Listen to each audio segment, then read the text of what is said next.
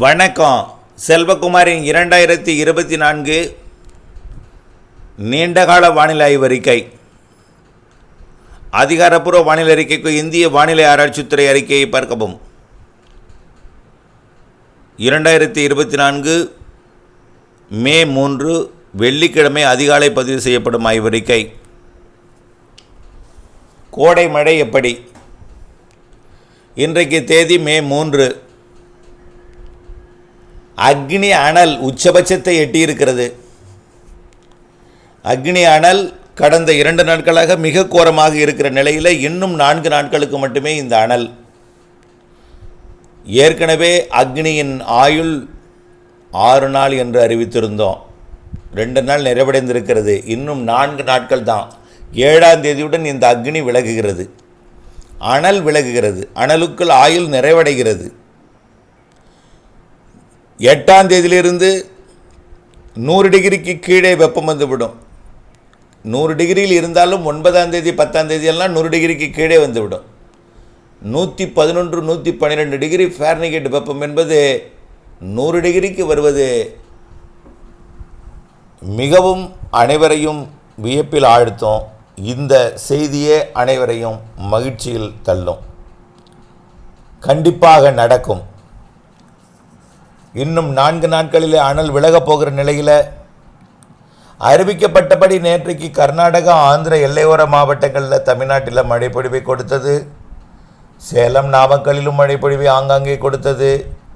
நாமக்கல் மாவட்டம் நாமகிரிப்பேட்டை சேலம் தலைநகர் பகுதிகளில் கொடுத்த மழை. கர்நாடக எல்லையோர மாவட்டமாம் கிருஷ்ணகிரியில் கூடுதல் பரப்பிலும் தருமபுரியில் ஆங்காங்கேயும் வேலூர் திருப்பத்தூர் மாவட்டத்தில் கூடுதல் பரப்பிலும் கொடுத்து ஈரோடு மற்றும் நீலகிரி மாவட்டத்தில் கர்நாடக எல்லையோர பகுதிகளில் கொடுத்திருக்கிற நிலையில் இன்றைக்கு ஆந்திர எல்லையோர மாவட்டங்கள் கர்நாடக எல்லையோர மாவட்டங்கள் நேற்று பெய்யாத இடத்திலும் நீலகிரி ஈரோட்டில் கூடுதல் பரப்பிலும் மைசூரை மையமாக வைத்து மழைப்பொழிவு அமையும். மேலும் வால்பாறை தேனி மாவட்டத்தின் மேற்கு ஓரம் கேரள பகுதிகளில் நல்ல மழைப்பொழிவை கொடுத்து நீலகிரி முதல் திருத்தணி வரைக்கும் உள்ள கிழக்கு தொடர்ச்சி மலைப்பகுதிகளில் சேலம் உட்பட நாமக்கல்லிலும் ஆங்காங்கே தருமபுரி கிருஷ்ணகிரி திருவண்ணாமலைக்கும் வாய்ப்பு இருக்கிறது. அந்த மழைப்பொழிவு நாளை ஒட்டுமொத்த கேரள எல்லையோர மாவட்டங்களுக்கும் கர்நாடக எல்லையோர மாவட்டங்களுக்கும் கொஞ்சம் கூடுதல் பரப்பில் மழைப்பொழிவை கொடுத்து 5ஆம் தேதி 6ஆம் தேதி மேலும் கூடுதலாகி 7ஆம் தேதி வங்கக்கடலோரம் வரைக்கும் மழை எட்டும்.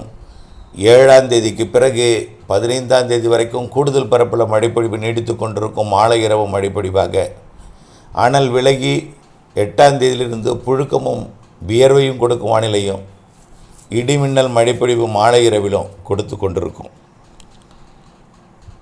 இந்த நிலையில் தொடர்ந்து அந்த மழைப்பொழிவு தொடர வாய்ப்பு இருக்கிறது.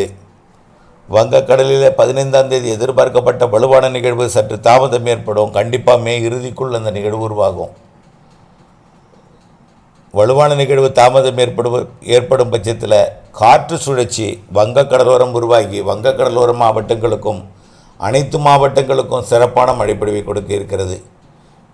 மழைப்பொழிவில் நம்பர் 1 இடத்தை திருநெல்வேலி, தென்காசி, கன்னியாகுமரி, விருதுநகர் மற்றும் மேற்கு மாவட்டங்கள் எல்லாமே கோயம்புத்தூர், திருப்பூர், திண்டுக்கல், தேனி எல்லா மாவட்டங்களுக்குமே பெறும். அதேபோல் கர்நாடக எல்லையோர மாவட்டங்களும் வரக்கூடிய 15, 16, 17 10ஆம் தேதிக்கு மேலும் மழைப்பொழிவு நல்ல மழைப்பொழிவை பெற்றுக்கொண்டே இருக்கும்.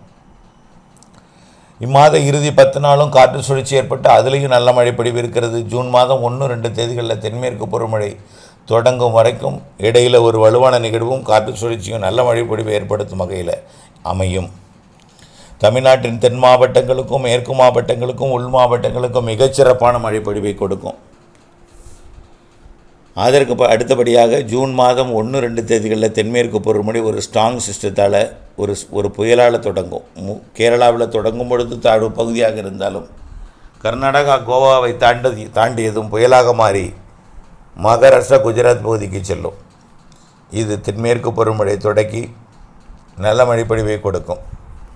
அதனைத் தொடர்ந்து அந்த நிகழ்வு, அதாவது 2ஆம் தேதி உருவாக்கி 3, 4, 5ன்னு கொடுத்து கொண்டு ஒடிசா மேற்கு வங்க பகுதிக்கு சென்று அங்கிருந்து உள்ளே இமயமலை பகுதி வரைக்கும், மன்னிக்கவும், குஜராத் பகுதிக்கு சென்று அங்கிருந்து இமயமலை பகுதி வரைக்கும் அது பயணித்து சுமார் ஒரு 15 நாள் காலத்தை எடுத்துக்கொள்ளும்.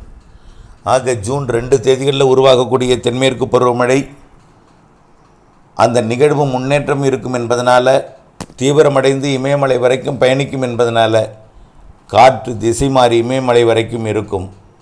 ஆக தொடக்கத்தில் 2-3 நாள் நல்ல மழைப்பொழிவு கொடுத்தாலும் அடுத்த நிகழ்வு உருவாகி மீண்டும் மழைப்பொழிவை தீவிரப்படுத்தும்.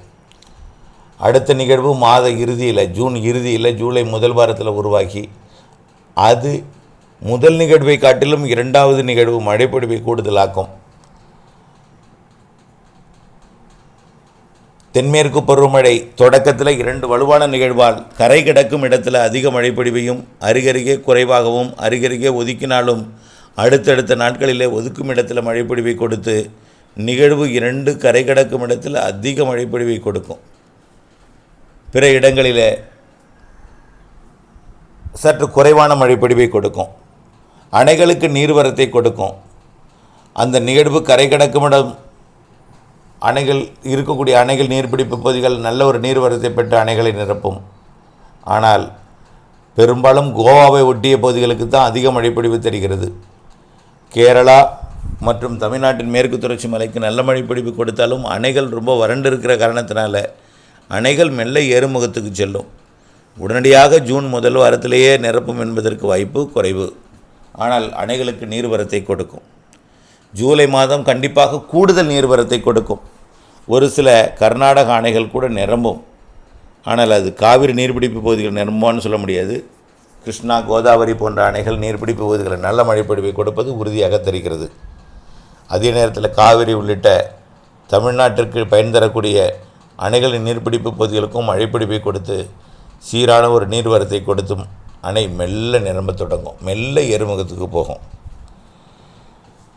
அடுத்தபடியாக இப்பொழுது இருக்கக்கூடிய பாசிட்டிவ் வைவோடி என்பது நெகட்டிவ் வைவோடியாக மாறி, பசிபிக் பெருங்கடலில் இருக்கக்கூடிய எல்னினோ என்பது லானினா அமைப்பாக மாறி, தென்சின கடற்பகுதி மற்றும் பசிபிக் பெருங்கடலோட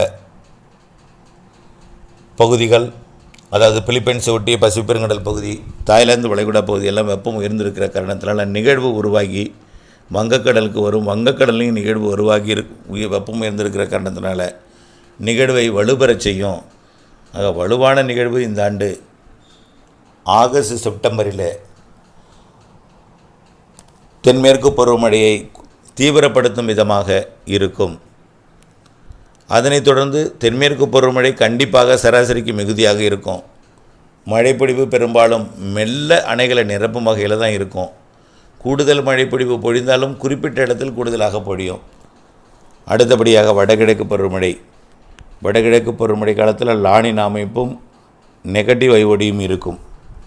இது நெகட்டிவ் வைவோடி என்றால் வங்கக்கடல் வெப்பத்தை உயர்த்தும் அமைப்பு. வங்கக்கடலுக்கு தெற்கு புறம் இருக்கிற நிலநடுக்கோட்ட பகுதியை வெப்பத்தை உயர்த்தும் அமைப்பு. உயர்ந்த அமைப்பை தான் அது நெகட்டிவ் வைவோடிங்கிறோம்.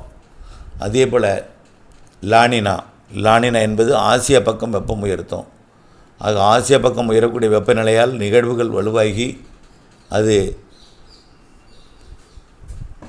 தென்னிந்திய பகுதியை நோக்கி வடகிழக்கு பருவமழை காலத்தில் வரும். ஆக இந்த ஆண்டு கடலோர மாவட்டங்களுக்கு மிகச்சிறப்பான மழை இருக்குது. கடந்த ஆண்டு வடக்கே ஒரு 4 மாவட்டமும் தெற்கே ஒரு 4 மாவட்டமும் அதிக பாதிப்பை கொடுக்கும் வகையில் அமைந்தது. இந்த ஆண்டு ஒட்டுமொத்த கடலோர மாவட்டங்களுக்கு நிறைய மழைப்பொழிவு தெரிகிறது. அடுத்தபடியாக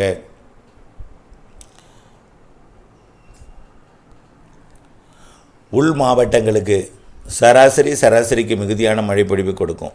கடந்த ஆண்டு சாதாரண நிகழ்வு அதிக மழைப்பொழிவை தந்தது. இந்த ஆண்டு வலுவான நிகழ்வு வலுவான மழைப்பொழிவை தரும் என்பதை நினைவில் கொள்ள வேண்டும்.